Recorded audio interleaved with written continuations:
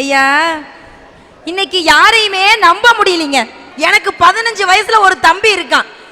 அந்த பையன் நேத்து வேவேமா வந்து என்கிட்ட சொன்னா, அக்கா அக்கா இன்னைக்கு என்ன ஒரு சப்ப ஃபிகர் அடிச்சிருச்சு காணோம். நீங்க தானே? கண்டிப்பா நீங்க தான் இருப்பீங்க. டேய் அவசரப்படாதடா. இவன் கண்ணுக்கு கூட நான் சப்ப ஃபிகராவா தெரியணும். அப்துல் கலாம் இவங்கள போய் நம்பினாரு பாரு. இந்த வயசுக்கு கூட ஃபிகர் எல்லாம் தெரியுதுங்க. நாளா 20 வயசுல தாங்க ஃபிகர்னா என்னன்னே தெரிஞ்சுக்கிட்டேன். என் தம்பி வந்து என்கிட்ட சொன்னா இன்னைக்கு என்ன ஒரு சப்ப ஃபிகர் அடிச்சிருச்சுன்னு. என்னதான் இருந்தாலும் தம்பியாச்சே, விட்டு கொடுக்க முடியுமா? நான் சொன்னேன், ஏன்டா சப்ப ஃபிகர் அடிச்சிருச்சுல்ல, போய் டீச்சர்கிட்ட கம்ப்ளைண்ட் பண்ண வேண்டியதானே அப்படின்னு. அக்கா அடிச்சதே அந்த சப்ப தாங்க. ஐயா அவனை அடிச்சிருக்க கூடாது, அங்கே போட்டு கொண்டிருக்கணும். இந்த பயலை இன்னைக்கு நம்ப முடியுதா? இவ்வளவு ஏங்க இளைஞர்களை நம்ப முடியுதா? எப்படா என்ன மாதிரி அழகான பிள்ளைங்க வீட்ல இருந்து வெளியில வரும், லவ் லெட்டர் கொடுக்கலாம் அப்படின்னு காத்துக்கிட்டு இருக்காங்க. ஐயா, எங்க இளைஞர்களை பத்தி மட்டும் பேசப்படாது. இளைஞர்கள் வந்து எங்க இளைஞர்கள் வந்து பொம்பளைகள் பின்னால போக மாட்டாங்க. பொம்பளைகள் அவங்க பின்னால சுத்த வைக்கிற கூட்டம். நான் இளைஞர்கள் உட்கார்ந்துருக்கான்னு வச்சுக்கிடுங்க. நான் இளைஞர்கள் உட்கார்ந்துருக்கான ஒரு புள்ள அப்படியே போகுதுன்னு வச்சுக்கிடுங்க. அது சப்ப பிகரோ அப்ப பிகரோ போனால் 4 பேரும் பார்க்கலன்னா கண்ணாடி முன்னாடி போய் நின்றுக்கிடுவா. இனி அந்த கடைசியில் இருந்தானே அந்த ரமேஷ் கூடவா பார்க்கப்படாது, ஏன் அந்த கருவாப்பைய கந்தசாமியாவது பார்க்கலாம்ப்பா. இந்த பொம்பளை பிள்ளையெல்லாம் என்னென்ன பேசுதுன்னு பின்னாடியே தெரிஞ்சு ஒரு லிஸ்டே எடுத்துருப்பாரு போல அந்த மனுஷன். பொம்பளை பிள்ளைகள் எப்படி பேசும்? சும்மா வந்துக்கிட்டு தமிழில் தான் பேசிட்டு வருவா. ஒரு 2 பயிர்களை பார்த்தாச்சும் சரி, வாட்டி ஏதாவது ஒரு மொழியை பேசி. ஐயா, பல்லு இருக்கிறவங்க பக்கோடா திங்கிறோம், அங்கதான் பண்ணுக்கே வழி இல்லையே. ஐயா, ஒரு எல்கேஜி படிக்கிற பையன் எத்தனை இட்லி சாப்பிடுவான்? 2 இட்லி சாப்பிடுவான். என்ன மாதிரி ஒரு யூத்து, நான் இப்போதைக்கு 3 இட்லி தான் திங்கிறேன். ஒரு 18 வயசு பையன் என்ன பண்ணுவான்? 20 இட்லி சாப்பிடுவான். 2 இட்லி சாப்பிடுற பையன் 20 நோட்டை தூக்கிட்டு போறான் பள்ளிக்கூடத்துக்கு. 20 இட்லி திங்கிற பையன் ஒரே ஒரு நோட்டு தான் தூக்கிட்டு போறான், அதுவும் பஸ்ல சீட்டு போடுறதுக்கு. அவனுக்கு இல்ல என்ன மாதிரி அழகான பிள்ளைக்கு சீட்டு போட. இதுல இருந்தாலும் தெரியுதா ஆம்பளையினுடைய பெருந்தன்மை? அப்படி ஒரு கர்ப்பிணி பெண் நின்றுகிட்டு இருப்பா. நான் உண்மையிலே கேட்கிறேன், ஒரு கர்ப்பிணி பெண் நிப்பா, எந்த பெண்ணாவது எந்திரிச்சு இடம் கொடுத்திருப்பா பஸ்ல? ஆனா ஆம்பளை கொடுப்பாயா, அவன் தாயா தியாகி. ஆமா, எந்திரிச்சாதானே முன்னாடி இருக்கிற ஆளை இடிக்க முடியும். உட்கார்ந்து இருந்தா எப்படி இடிப்பீங்க?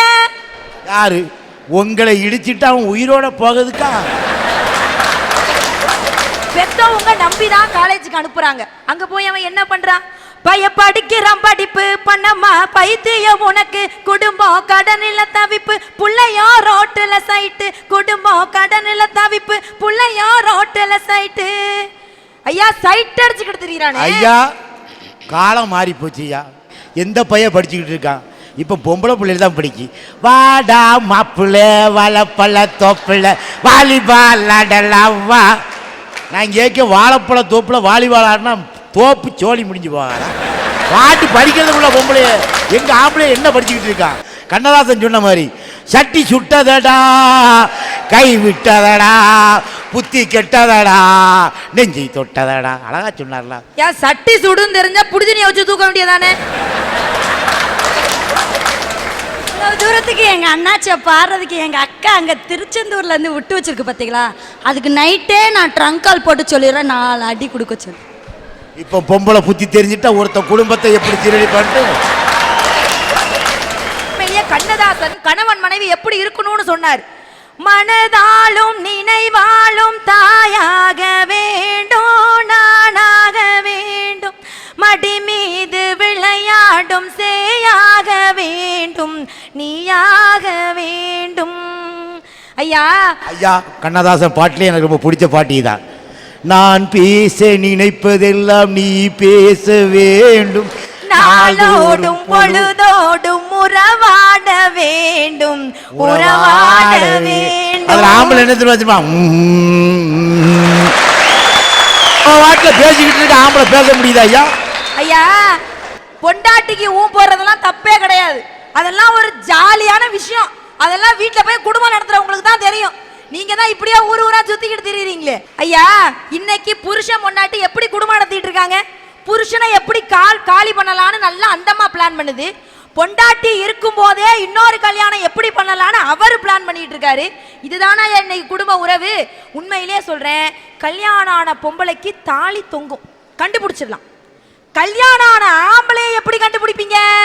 கல்யாணம் ஆன ஆம்பளைக்கு கழுத்தே தொங்கும். ஐயா ரொம்ப தொங்கி போய் தான் பேசிட்டு இருக்காரு. உண்மையிலேயே சொல்றேன், 1ஆம் தேதி அவன் ஹஸ்பண்ட், 30ஆம் தேதி அவன் சஸ்பெண்ட். குடும்பம் இந்த லட்சணத்துல போயிட்டு இருக்கு. ஆனா உள்ளுக்குள்ள பொண்டாட்டி அடி வாங்குறாளா புருஷன் அடி வாங்குறாளான்னு ஈஸியா கண்டுபிடிச்சிடலாம். ஐயா நான் ஒட்டெல்லாம் கேட்க மாட்டேங்க, சும்மா ஓரமா தான் நின்று கேட்பேன். ஐயா வீட்டுக்குள்ள கதவெல்லாம் திறந்து போட்டு, கதவு ஜன்னல்லாம் திறந்து போட்டு உள்ள டம்மு டும்முன்னு சத்தம் வந்தா நாங்க அடி வாங்குறோம்னு அர்த்தம். கதவெல்லாம் சாத்தி ஜன்னலையும் சாத்தி உள்ள டம்மு டும்முன்னு சத்தம் வந்தா ஆம்பளை அடி வாங்குறான்னு அர்த்தம்யா. ஐயா என்னமோ ஆம்பளை அடி வாங்காத மாதிரி பேசக்கூடாது. எல்லா ஆம்பளையும் அடி வாங்கிட்டு தான் இருக்காங்க, வெளியே சொல்ல முடியல. அவ்வளவு வாழ்க்கையில இப்படி எங்க பார்த்தாலும் எங்களை நம்பவே முடியாம ஆக்கிட்டீங்களே. உண்மையிலேயே சொல்றேன், ஒரு குயவன் 10 முறை சர்க்கரத்தை சுற்றினால் களிமண் கூட பானையாகிறது. நம்முடைய பூமி பல்லாயிரக்கணக்கான ஆண்டுகளாக சுற்றி கொண்டேதான் இருக்கிறது. இன்றும் சில மனிதர்களுடைய மனம் என்னமோ களிமண்ணாகத்தானே இருக்கிறது. இந்த மக்களை நம்ப முடியுதா? அன்னைக்கு இப்படி எங்க பார்த்தாலும் நம்ப முடியல. அதனால தாயா சொல்றேன், கண்ணதாசனுடைய பாடல்ல யாரைத்தான் நம்புவதோ பேதை நெஞ்சோங்கிற வரி தாயா இன்னைக்கு வாழக்கூடிய வரி. பழையதை இன்னும் மறக்கலையே, மரத்துக்கு மேலே தாவுரையே, மனுஷனை குரங்கா மாத்துறையே, பிறந்தாலும் ஆம்பளையா பிறக்க கூடாது. ஐயா பிறந்து விட்டா பொட்டப்பைய உள்ளேயே நினைக்க கூடாது. காரைக்குடி கண்ணதாசன் எழுத எங்கள் தூத்துக்குடி சந்திரபாபு பாடின பாட்டு. உண்மையிலே ஆம்பளையெல்லாம் குரங்கு தான். என்னைக்கு ஒரு பொம்பளை கையில் எங்கள் ஆம்பளையை பிடிச்சி கொடுக்கானா குரங்கா மாறிடுதான். குரங்காட்டியும் பொண்டாட்டியும் ஒன்று ஐயா. பொம்பளையா இருக்காளா? இந்த செல்போனை கண்டுபிடிச்சவனை தேடிக்கிட்டு இருக்கேன், கிடைக்க மாட்டேங்கான். கிடைச்சா அவனை சின்ன பின்னமாக்கி போடுவேன். செல்போன் நானும் வச்சுருக்கேன், என் தங்கச்சி நிசாவும் செல்போன் வச்சுருக்கா. நிசாவும் செல்போன் வச்சுருக்கா, நானும் வச்சுருக்கேன். காரைக்குடி பஸ் ஸ்டாண்டில் ஒரு பிச்சைக்காரி செல்போன். செல்போன் ஆம்பளை கிட்ட இருந்தால் பைக்குள்ளே வச்சுருக்கா. பொட்டப்பை உள்ள செல்போனை வாங்கின உடனே காதில் வச்சு அன்னைக்கு ஒருத்தி பேசுதா, ஏய் சுரேஷ் சும்மரிடா, சும்மரிடா செல்லம், ரமேஷ் ரீசார்ஜ் பண்ணி விட்டுருக்காங்க. விளங்குமா? இந்த பொம்பளை நம்பி எத்தனை ஆம்பளை சீரழிஞ்சுக்கிட்டு இருக்கான் தெரியுமா ஐயா? இந்த வயசுக்கு மேலையும் பொம்பளை பிள்ளைங்க என்ன பேசுதுன்னு ஒட்டு கேட்குறீங்களே, இதுக்கு பேரு நீங்க காவி வேட்டியா கட்டிட்டு வந்திருக்கீங்க? எனக்கு என்ன வயசாயிட்டுன்னு நினைக்க? பார்த்தாலே தெரியுது. 29 வயசுல ஒரு வயசா? நான் திருச்செந்தூர்ல இருந்து வரேன். கடல் காத்த கந்தன், கந்த சஷ்டி நாயகன், சுனாமியை சுருட்டி வீசிய சூப்பர் ஸ்டார், வருங்கால முதலமைச்சர் எங்க ஐயா முருகன் இருக்காரு. முருகர் கோயில் அங்கே இருக்கு. ஐயா கோயில் எதிர்த்தால ஒரு கோயில் இருக்கு. எனக்கு காற்று வாங்கணுன்னா அந்த ஐயா கோயிலில் படுத்துருவேன். அன்னைக்கு அந்த ஐயா கோயிலில் அப்படி படுத்து தூக்கிட்டு இருந்தேன். 3 பொம்பளை பிள்ளைய வந்து உட்காந்துருந்துச்சு ஒரு தூணுக்கிட்ட. கடைசி புள்ள அந்த தூணுக்கிட்ட ஒருத்தங்கிட்ட உட்காந்து கடலை ஓட்டுச்சு. அந்த பிள்ளைக்கு ஃபோன் வருது. ஹலோ, யார் பேசுகிறது? அந்த பிள்ளை சொல்லுதா, நான் அக்கா தாண்டா பேசுகிறேன். அக்கா நீ எங்கே இருக்கேங்க? அந்த பிள்ளை சொல்லுது, நான் காயல்பட்டினத்தில் வசந்தா வீட்டில் இருக்கேங்க. அந்த பிள்ளை அதுக்கு தங்கச்சிக்காரி சொல்லுதா, நீ காயல்பட்டினத்தில் வசந்தா வீட்டில் இல்லை, ஐயா கோயில்கிட்ட உட்காந்து நீ ஒருத்தங்கிட்ட கடலை ஓட்டுக்கிட்டு இருக்கேங்க. எப்படி நீ செல்லும் புச்சி உனக்கு தெரியும்? அப்பாட்ட சொல்லிடாடாங்க. அப்பாட்ட நான் எப்படி சொல்லுவேன்? நீ தூணில் உட்காந்து கடலை ஓட்டுக்கிட்டு இருக்க, நான் கடையாச்சி தூணில் உட்காந்து கடலை ஓடுவேங்க. பொம்பளையா இருக்காளா ஐயா? யானா ஒன்று, பாராளுமன்றத்தில் 33% இடஒதுக்கீடு இப்போ பெண்களுக்கு கொடுத்துருக்கேன். ஆனால் இங்கே திருச்செந்தூர் கோயிலில் 55% இட ஒதுக்கீடு கொடுத்துருக்கோம். ஆமாம், நீங்கள் திருச்செந்தூர் கோயிலுக்கு போனீங்கன்னா முதல்ல பாருங்கள், ஒரு டிஜிட்டல் போர்டு இருக்கும், திருடர்கள் ஜாக்கிரதை. 56 திருடர்கள் 55 பேர் பொம்பளை, ஒரு ஆம்பளையா. அதையா கள்ளப்பையனை நம்பி சட்டையை கலத்தி போடலாம், கட்டின பொண்டாட்டியை நம்பி எவனா சட்டையை கலத்தி போட முடியுமா? காசை சுத்தமாக சுற்றுவாயா. இந்த பொம்பளையும் வச்சுக்கிட்டு நாங்கள் குடும்பம் சமாளிக்கோமே. பிறந்தாலும் ஆம்பளையா பிறக்கலாம் ஐயா. இந்த ஆம்பளை பிறந்து என்னையா சாதிக்க போகிறோம்?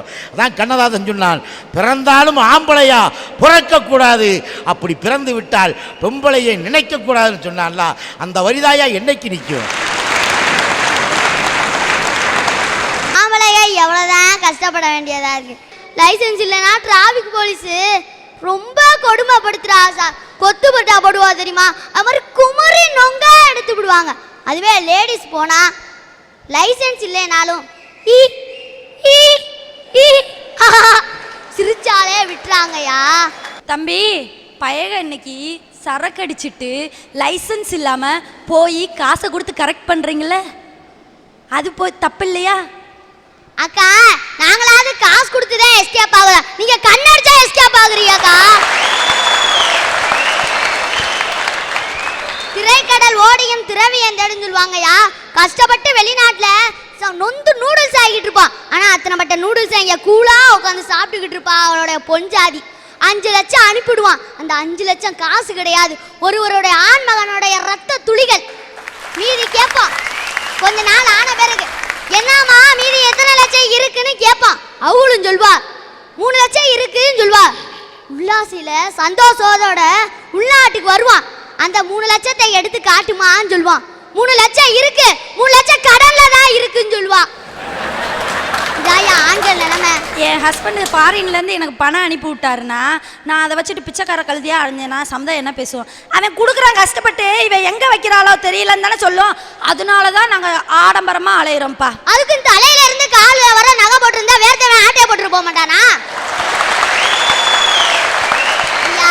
இப்பனா சொத்து பொதுவா யார் பேர்ல இருக்கு? கணவன் பேர்லயா மனைவி பேர்லயா? மனைவி பேர்ல தாயா. கணவன் கஷ்டப்பட்டு சம்பாரிச்சு ராத்திரியும் பகலும் பார்க்காம தன்னுடைய சொத்தை ஒய்ஃப் பேர்ல தாயா எழுதி வைப்பான். ஐயா ஆம்பளைங்க பேர்ல சொத்து எழுதி வச்சாதான் சைத்தான் சைலண்டா இருந்துக்குது தெரியுது. இதுக்கு தாயா ஐயா ஏன் தெரியுமா ஆம்பளைங்க பேர்ல சொத்து எழுதி வைக்கிறது இல்ல? உடனடியா அடகு வச்சு குடிச்சு குட்டிச்சவராக்கிறாங்க. எதுக்கு உங்களுக்கு சொத்து? நாங்க தாயா உங்களுக்கு சொத்து, இதுக்கு மேலையுமா உங்களுக்கு சொத்து ஐயா ஒரு நாள் நல்லா கொரட்டை விட்டு தூங்கிக்கிட்டு இருந்தேன். திடீர்னு தேவர்கள் வந்து நின்றாங்க. தம்பி நீ நல்ல பையனா இருக்க, உனக்கு என்னடா வர வேணும்னு கேட்டாங்க. நானும் இதுதான் சந்தர்ப்பம், ஆம்பளையா இருந்து ரொம்ப நொந்து போயிட்டான், என்னை இப்பயே பொம்பளையா மாத்திருங்கன்னு சொன்னேன். அக்கா அந்த தேவர்கள் சொல்றாங்க, அந்த குத்து தானே எங்க தேவலோகத்தில் நடந்துகிட்டு இருக்கு அப்படின்னு சொன்னா. வாங்க எல்லாரும் ஒன்னா சேர்ந்து போய் பிரம்மா கிட்ட ஸ்ட்ரைக் பண்ணுவான்னு சொன்னா. அக்கா அந்த பிரம்மா சொல்றாரு, இங்கே இருந்தாண்டா என்னை ரொம்ப உருவசி படாத பாடுபடுத்துதுங்க, அதை போடா கீழேன்னு சொல்ற. இப்போ படைக்கிற பிரம்மாக்கே அவ்வளவு கஷ்டம்னா பாடுபடுற எங்க சிங்க ஆண்களுக்கு என்னையா நிலைமை? அதுக்கு தான் சொல்ற பிறந்தாலே ஆம்பளையா பிறக்க கூடாது. அந்த கண்ணதாசை எழுதி போனது 100க்கு 100 உண்மை.